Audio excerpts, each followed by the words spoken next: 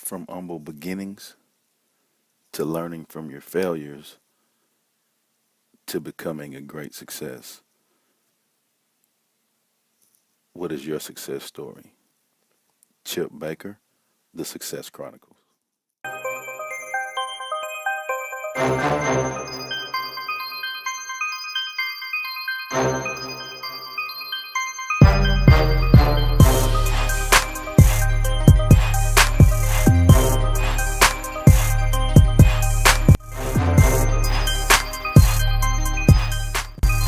What's your definition of success?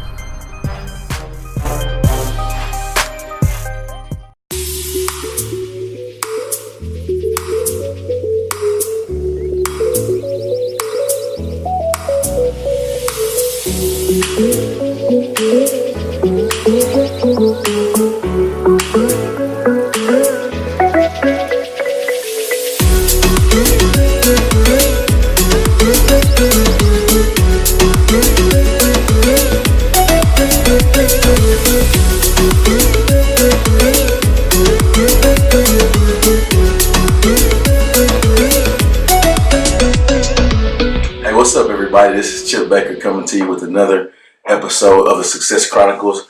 And I have my guy, Robert Havens, with us today. Coach Havens. What's up, man? And let's just get right into it. How we know each other or how we met. You want to talk about that or you want me to do that? You can do that, man. You probably have a good story. I don't remember the first time. I remember the first time I saw you. Do you? Yeah. You came into that meeting room and you had that little fishing hat on. You had that little brim hat on. And you were, I could just tell you were just fired up to be there. And yeah. I remember you smelled really good. And I was like, all right, let's go. That's good, man. Yeah, I don't have any stories, as far as, stories, just crazy stories or anything. Just, main thing is, you're one of my guys that I coach with my O-line guy and O-line, D-line guy. And just, one thing that I truly admire about you is just, your willingness to just work your butt off. Yes, sir. Just come to work every day and take care of your business. And, you even, fast forward, I got a chance to work with you. Yes, sir. Too, and it didn't change. Well, that's good. And so, yeah, right. It's the same formula that you use when you're young. Yeah. It's the same. It's a little more complicated. Yes, sir. But it's really the same formula. Work hard, do right, take care of your business, be respectful, and things will happen. Good will happen for you. Yeah. I remember. I don't remember too much of that because you came in before my senior year because we had three head coaches. Well, I had three head coaches. Right. And remember when you came in, I was when Coach Ivy left. I was kind of devastated because I remember you came in, and I don't remember too much about that senior year, but I do remember that I did play both ways. Mm-hmm. I remember sitting there, and I forgot to play one time, and you always said, if you don't know what to do, just look over the sideline, and I'll tell you. And then we called something, and I remember what I had to do now. I had to cut the defensive end because it was a quick throw. Okay. And I remember in the huddle going, oh, crap, man, I don't remember what to do. And like Coach Baker said, look, so I look over, and God intervened, and you caught my eye. You go, pop up and cut. I was like, got it. And then I remember I did that, cut him, and we completed it. I was like, man, Coach Baker had my back right there. Because if he was looking somewhere else, it would have been over, man. But well, that's good, man. Yeah, that's a good memory. Yeah, they're all good. Yeah, good deal. If you could, you want to tell us a little bit about you want to tell us your life story? Sure. I was born in Houston. Mm-hmm. Moved to Conroe when I was 3. And went to Conroe High School.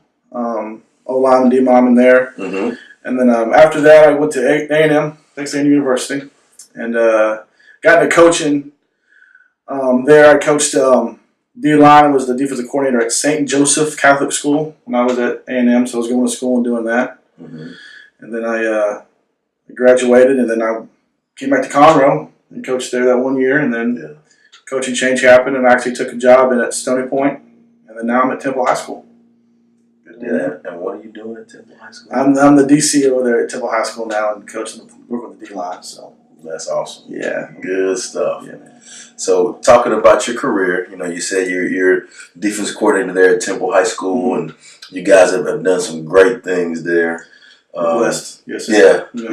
It's a great community. And Oh man, I remember I went to the state game a couple of years ago. 14. Not this time when they were in Dallas, but the time before. Mhm. And it was amazing. To me, out of all of the schools that were, that size and smaller, like they took up the whole. Oh man, It's nuts. I love Conroe. I mean, I'm a Conroe kid, and I never thought I'd love a place as much as I love Conroe. But being in Temple for these last 2.5 years, the community support at Temple it's insane and it's crazy. And like it's the cliche is then you could rob a house on Friday night, and it's not always true, but that's true at Temple. I mean, they had to rent out like 4 charter buses for that state game, because people just hopped on and went. So I love that place, and there's some Temple Conroe rivalry going back and forth, so that's always fun to be a part of. But it's a great place, a great community, and I'm just blessed to be a part of that and try to lead young men. That's it. Yeah, and I think I've said this before in a couple of other interviews.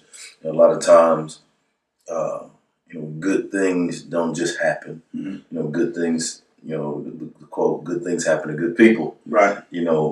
That work their butts off. Yes, sir. And I'm very happy for you that you've done that for so long, and just to have that opportunity to be where you are, and like you said, it's truly a blessing. Mm-hmm. You're doing a great thing to help those kids. Yes, sir.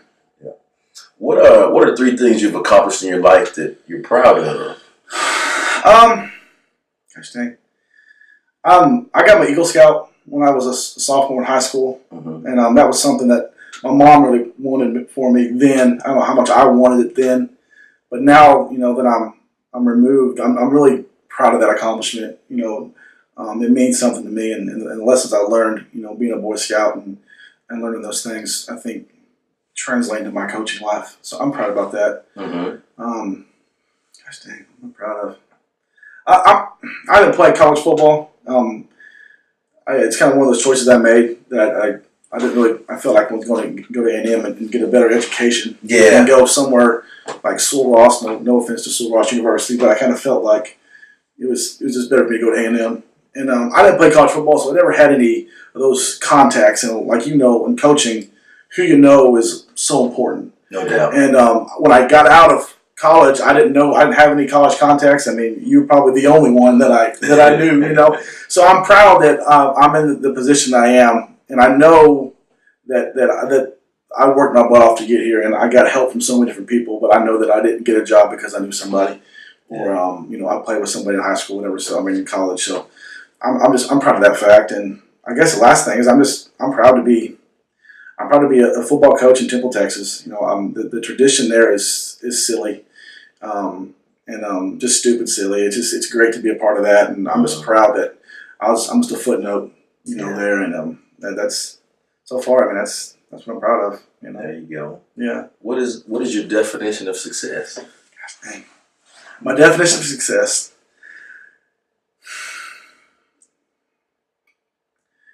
It's probably doing the right thing when no one's watching, and then just trusting God and trusting your ability to see that through.